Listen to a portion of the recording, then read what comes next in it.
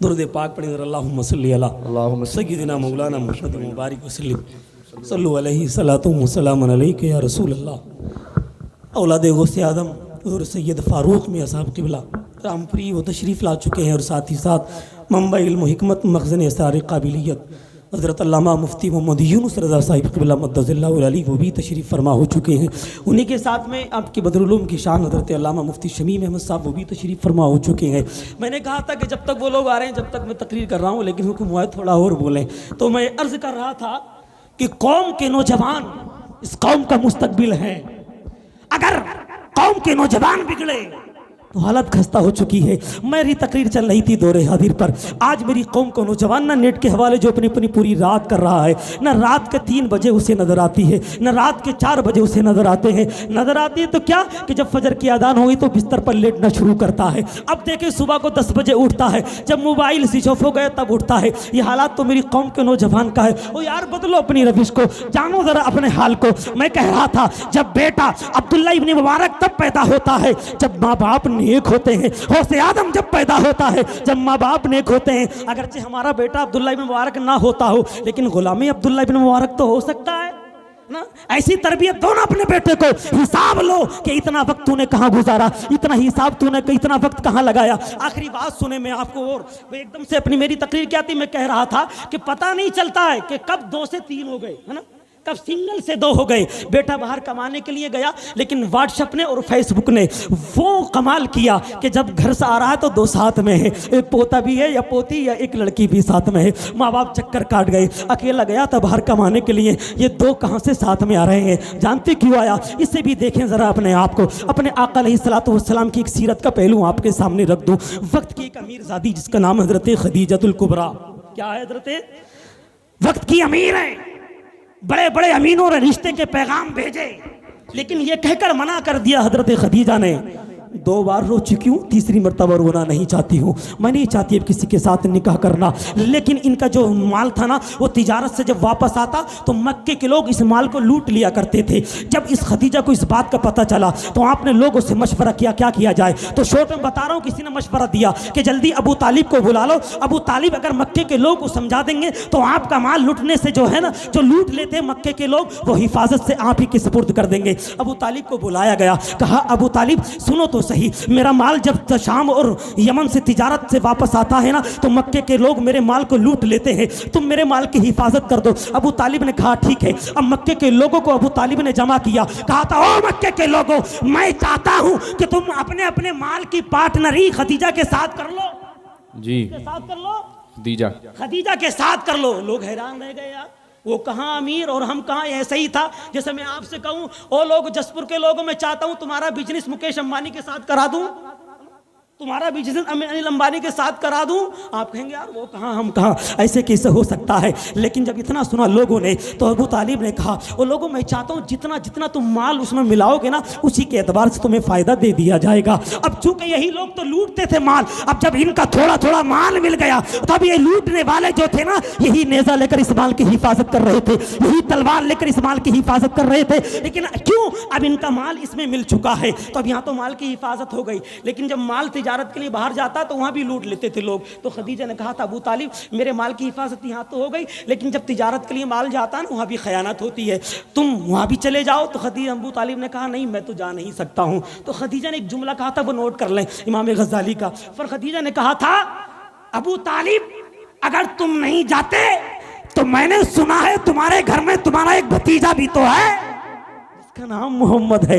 मैंने बड़ी सदाकत के चर्चे सुने हैं उसके, मैंने सुना है बड़ा सच्चा है वो, कभी झूठ नहीं बोलता। आज तक देखा तो नहीं है, कभी मुलाकात तो नहीं हुई है, लेकिन सच्चाई के चर्चे सुने हैं, हुस्न जमाल के चर्चे तो सुने हैं, सीरत के चर्चे तो सुने हैं, मैंने सुना है उनके बारे में, कम से कम उन्हें भेज दो। अबू तालिब ने कहा ठीक है, घर जाकर मशवरा करता हूँ। घर आए अबू तालिब, आने के बाद मेरे आका से कहा ओ मेरे भतीजे मोहम्मद, मैं चाहता हूँ तुम यहाँ खदीजा के माल के साथ चले जाओ तिजारत के लिए। उनका माल में लोग खयानत कर लेते हैं ताकि उनके माल की हिफाजत हो जाए। मेरे आका अलैहिस्सलातु वस्सलाम ने पहले तो मना किया, लेकिन जब अबू तालिब ने कहा था ना कि भतीजे वो जो है ना खदीजा वो बेवा औरत है, क्या है वो बेवा है। मेरे आका ने जब सुना ना तो मेरे आका फरमाते हैं चचा अगर बेवा औरत है तो मैं तो आया ही हूँ बेवाओं की मदद के लिए, मैं तो आया हूँ यतीमों का सहारा बनकर, मैं जाने के लिए तैयार हूँ। मुख्तसर ये कि सुबह सुबह का वक्त था, मेरे आका अलैहिस्सलातु वस्सलाम खदीजा के मकान पर जब पहुँचे ना, दरवाजे पर तो जो खदीजा का जो मकान था ना उसका मुँह दक्षिण की जानिब था। कहाँ था उसका मुँह? दक्षिण की जानिब। हजरत खदीजा खड़ी हुई थी पहाड़ को मुँह कर। सुबह को जब सूरज तुलू होता है तो पूरब की जानिब से, जिनके घरों के मुंह पूरब की जानिब होते हैं, सुबह सुबह उनके घरों में किरणें पड़ती हैं, धूप आती है। लेकिन जिनके घर जो ना दक्षिण की जानिब होती है उनके घरों में सूरज की शुआएं दोपहर में जाकर पड़ती हैं। लेकिन आज सुबह सुबह का वक्त था, मेरे आका दरवाजे पर जैसे खदीजा के हाजिर हुए तो दरवाजे से किबाड़ की झुर्रियों से निकलकर मेरे आका के नूर की रोशनी खदीजा के मकान को मुनव्वर कर रही थी। खदीजा के दरवाजे पर दस्तक हुई, कौन है बाहर? बाहर से आवाज आती है, मेरा नाम मोहम्मद इब्ने अब्दुल्ला है। जैसे दरवाजा खोला खदीजा ने देखा कि सूरज चेहरे से निकल कर सूरज की तरह रोशनी मेरे मकान को मुनव्वर कर रही है। खदीजा देखकर हैरान और परेशान हो जाती है, सोचती है क्या इतना भी कोई खूबसूरत हो सकता है जिसके चेहरे से किरणें निकल कर मेरे मकान को मुनव्वर कर रही है। खदीजा दोबारा कहती है, अरे कौन है आप, कहां से आए हैं? मेरे आका फरमाते मेरा नाम मोहम्मद इब्ने अब्दुल्ला है, मेरा नाम मोहम्मद इब्ने अब्दुल्ला है,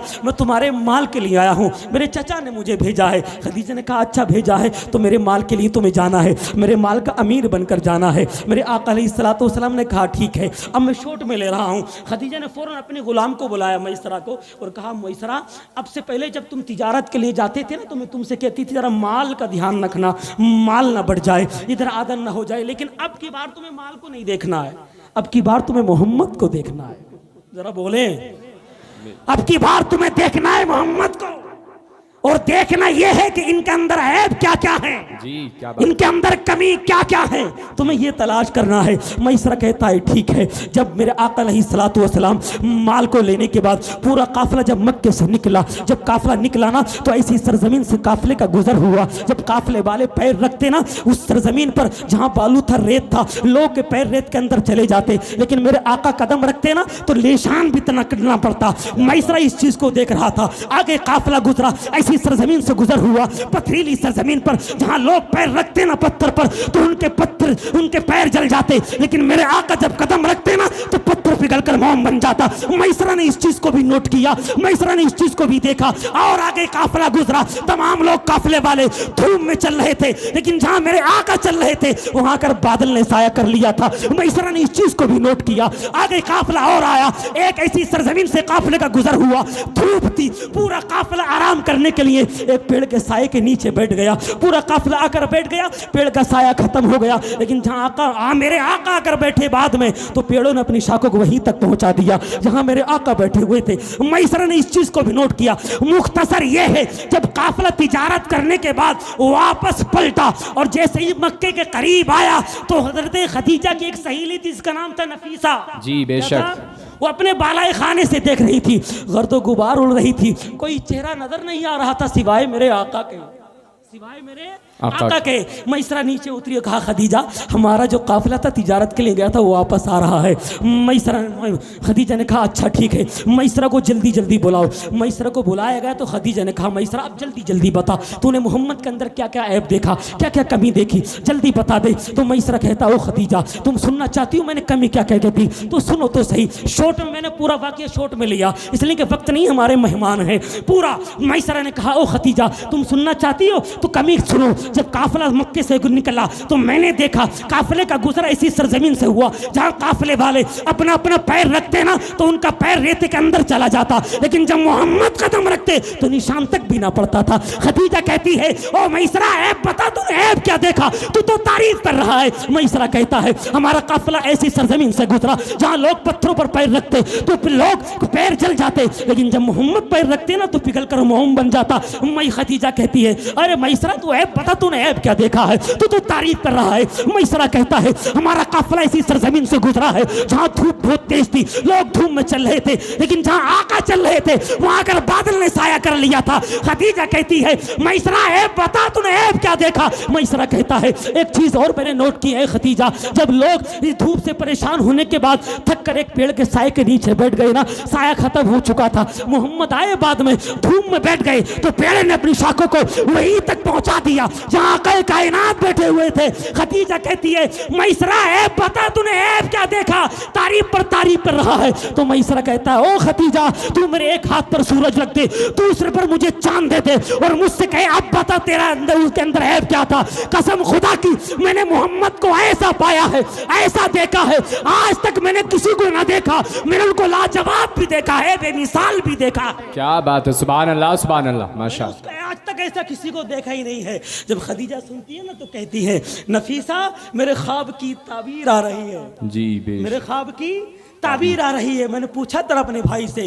तो उन्होंने कहा था कि तुम्हारा निकाह एक आखिरी नबी से होगा। तो मैं सोचा था कि मक्के वालों में कौन होगा जो नबी होगा, लेकिन नफीसा मेरे ख्वाब की ताबीर आ रही है। जब आ जाए ना आका तो कहना खदीजा कि अपने निकाह का पैगाम तुम्हें देती है। जब मेरे आका आए तो नफीसा चूँकि मेरे आका की रिश्ते में फूफी लगती थी, वो नफीसा ने कहा वो मेरे भतीजे मोहम्मद खदीजा के पास बड़े बड़े लोगों के निकाह के पैगाम आए, लेकिन उन्होंने मना कर दिया, लेकिन उन्होंने अपने निकाह का पैगाम तुम्हें दिया है। बताओ तुम्हारी क्या मर्जी है? ओ मेरी कौम के नौजवानों, अब मेरी तकरीर का रुख था आप समझे। मोबाइल पर मेरी तकरीर चल रही थी तो मेरे आका ने जवाब दिया था नफीसा से, ओ फूफी नफीसा, शरीफों के रिश्ते रास्तों में तय नहीं होते।